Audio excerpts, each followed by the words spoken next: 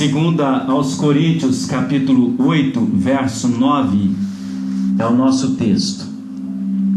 Pois conheceis a graça de nosso Senhor Jesus Cristo, que sendo rico, por amor de vós, se fez pobre, para que pela sua pobreza fosseis enriquecidos. Prezados amigos e prezados irmãos, já dissemos que algumas pessoas fizeram a sua opção pela pobreza, seja pobreza financeira, seja pobreza intelectual, seja a espiritual. Fora aqueles que optaram pela pobreza como forma de vida, os outros em sua maioria são, ou pelo menos aspiram ser ricos. A riqueza é, portanto, um assunto palpitante. Jesus foi e continua a ser rico. Queremos abordar alguns aspectos da riqueza de Jesus.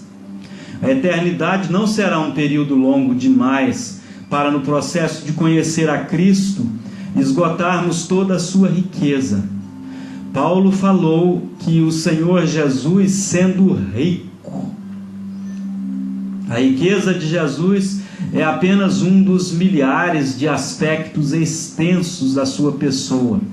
Jesus é rico em muitos sentidos. Um deles é o amor. O amor foi uma riqueza exibida por Jesus em suas palavras, em suas ações e reações. Ele falou: ninguém tem maior amor do que este, de dar a sua vida em favor dos seus amigos.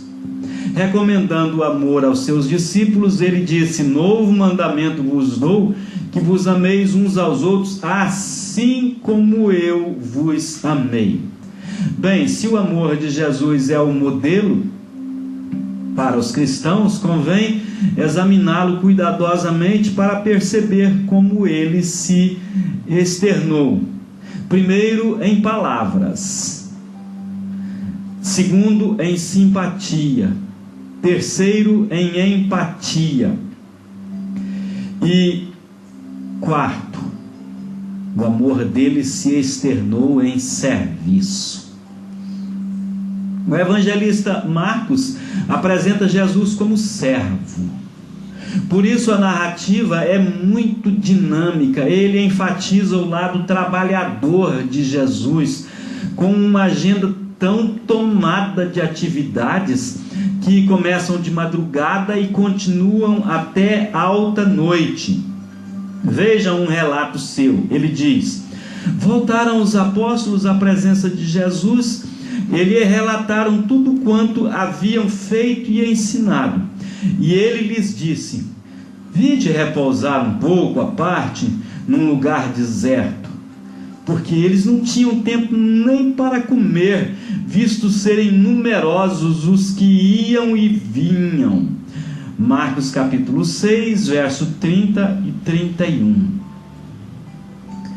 Jesus, prezado amigo,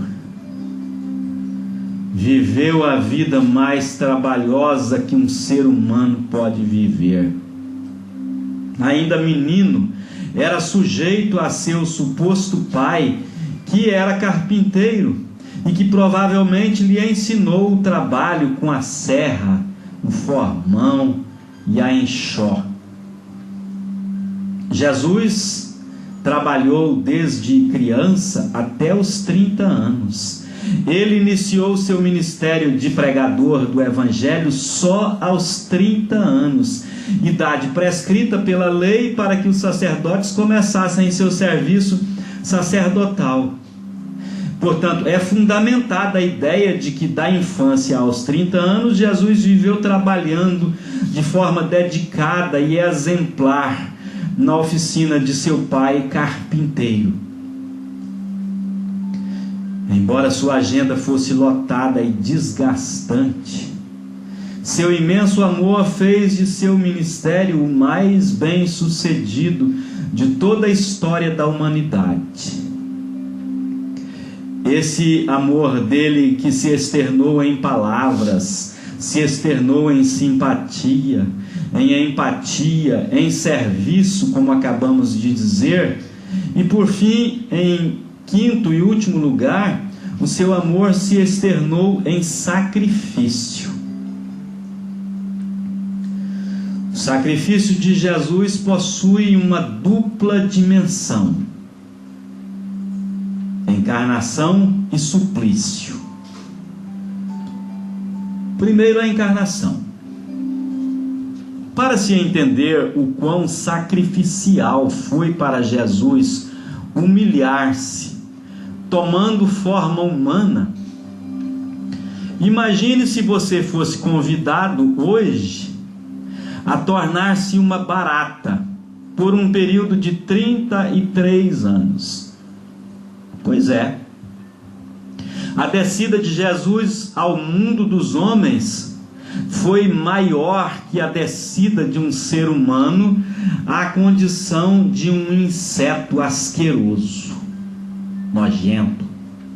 Mesmo assim, amando-nos, ele se dispôs, e achado na forma humana, ele a si mesmo se humilhou ainda mais, assumindo a condição de servo de todos. Nunca, jamais, alguém foi tão solícito em servir os seus semelhantes feito Jesus. O simples fato de encarnar-se foi a primeira dimensão de seu sacrifício por nós. Por isso, tomar o seu sacrifício com indiferença, com apatia, conduz o indivíduo à perdição eterna. Mas a segunda dimensão de seu sacrifício foi o suplício. 800 anos antes, Isaías anteviu o sofrimento do Messias em favor dos homens e registrou isto no capítulo 53 de seu livro. O quadro pintado por ele é de um homem feio, no verso 2, desprezado, no verso 3, sofrido, no verso 4, imaculado, nos versos 5, 6 e 9, oprimido e humilhado, no verso 7, sem abrir a boca, mudo feito um cordeiro. Aliás, Jesus foi denominado o Cordeiro de Deus por causa do seu silêncio ante o sacrifício e também pelo fato de fazer expiação através de seu sangue derramado, assim como o cordeiro fazia no Antigo Testamento. Durante seu suplício na cruz, Jesus foi desprezado, rejeitado, injuriado, esbofeteado, cuspido, amaldiçoado. Mas o que mais lhe rasgou o coração foi o desamparo de Deus o Pai. Daí ele bradar numa dor indescritível: Deus meu, por que me desamparaste? Jesus é a luz maior que aos homens do céu desceu. Ele é o homem Deus incriado, sem princípio e sem fim de dias, eterno. No Gólgota ele se fez maldito por nós, fazendo-se pecado. Era o autor da vida que, desprezado por mim e por ti, morria. O mundo nunca foi tão frio, amargo e triste como nos 3 dias em que a vida esteve morta. Nessa ocasião, o universo inteiro escancarou-se num brado de angústia e dor. A indefinível sensação de infelicidade pairava no ar. Via-se nos horizontes, presente em toda parte. Nos corações de Nicodemos e José de Arimateia, que eram seus discípulos, ainda que em oculto, ao carregarem o Senhor imóvel, a dor era imensa.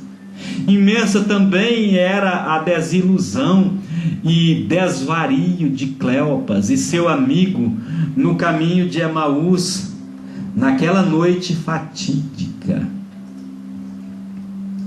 o rosto molhado das mulheres, os lancinantes soluços de Pedro, ao vislumbre de um braseiro ou ao simples som do canto do galo. A deserção dos discípulos, desmotivados, sem ter por que lutar e por que viver, tudo isso, amigo, tudo isso e muito mais foi vencido pela irreprimível alegria e glória da ressurreição. Jesus ressuscitou. O poder que explodiu a tumba, removeu a pedra e levantou o Senhor, um dia há de vivificar também os nossos corpos mortais, arrancando-nos do túmulo, libertando-nos para sempre dos grilhões da morte. E então estaremos de posse da nossa vida eterna, cheia de glória, uma vida indissolúvel, pronta para viver toda a eternidade nos céus de Deus. Portanto, o nosso futuro é glória, o nosso amanhã é cheio de alegria, porque Jesus não apenas morreu, mas ressuscitou. Glória a nosso Deus e Pai e ao seu bendito Filho, que tanto nos amou. Ele deu significado profundo ao amor. Sem ele, o amor seria uma ideia vaga e nebulosa. Agora a nossa próxima canção, Toda Lágrima, cantada por